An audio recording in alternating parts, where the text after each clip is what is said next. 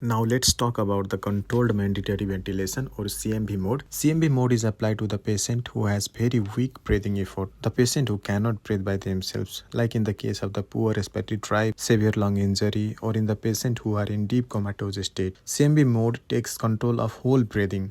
All the breath are provided by the ventilator in CMV mode. There is no effort of the patient in breathing. The patient is sedated, paralyzed, and the ventilator takes control of the patient breathing. We can set a constant volume, constant rate. Pressure is to be decided by the ventilator, as we have discussed earlier. Ventilator control everything. Patient cannot trigger breathing. Now let's talk about the drawback of CMV mode. Since we have paralyzed and sedated the patient has no breathing effort, and if the patient has prolonged ventilated and prolonged ICU stay, there is atrophy of respiratory muscles, and if we set the constant volume and sometimes to give the certain amount of volume, the ventilator has to apply the more pressure, which result to damage of the alveoli and bursting of the alveoli, leading to the barotrauma. And the most dangerous drawback is accidental disconnections leading to death. Sometimes ET tube is disconnected from the ventilator tubing and ventilator control to breathing is lost. The patient is sedated and paralyzed. The patient may die due to the accidental disconnection. Now let's talk about assist control mode or AC mode. AC mode is a ventilation mode where the ventilator provides full support for every breath, whether the breath is initiated by the patient or by the ventilator. So how does AC mode work? If the patient initiates a breath, the ventilator detects the patient's effort and deliver a full preset tidal volume or preset pressure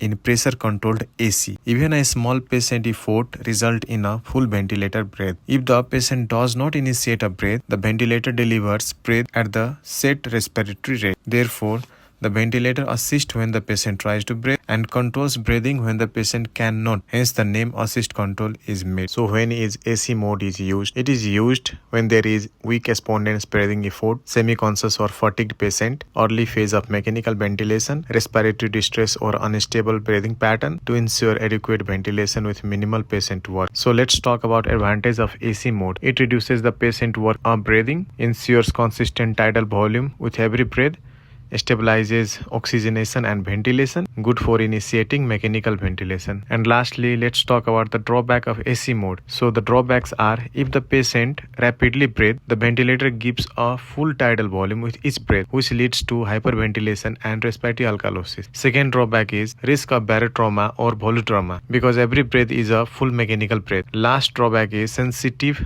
triggering issues can cause auto-triggering, leading to excessively high respiratory rate, which again leads to the hyperventilation and respiratory alkalosis. As we discussed earlier, in mechanical ventilation, you can control either volume or pressure, not both at the same time. So in AC mode, you can have volume controlled AC, VCAC, and pressure controlled AC, PCAC. Usually volume controlled AC is preferred, but in some patients, we switch to pressure controlled AC. So in VCAC mode, the volume is fixed and the pressure is decided by the ventilator. Sometimes to deliver that fixed tidal volume, the ventilator needs to apply very high pressure. This results in high peak pressure alarm. So if the alarm ring, it indicates the increased risk of the barotrauma and possible alveolar injury. The ventilator essentially warns you set a constant volume. I am trying to deliver it, but I am being forced to generate too much pressure to push this volume into the lungs. So what should you do if you see a high peak pressure alarm? Always assess from the ventilator towards the patient. High peak pressure may occur because the ventilator is fighting against obstruction or resistance. The common causes of obstruction or resistance are secretions or fluid in the ventilator tube, blockage or kinking of the ETT tube, patient chewing the ETT tube, bronchospasm or airway narrowing, thick secretion in the patient's respiratory airway. So we have to look for all these essential signs in the AC mode. In summary, if you see high peak pressure in AC-VC mode, check the ventilator circuit for water or blockage, check ETT tube for kinking, biting or mucus plugging, check for bronchospasm, suction the patient if needed, evaluate lung compliance like ARDS, worsening lung pathology. Lastly, stay tuned for more content. Thank you.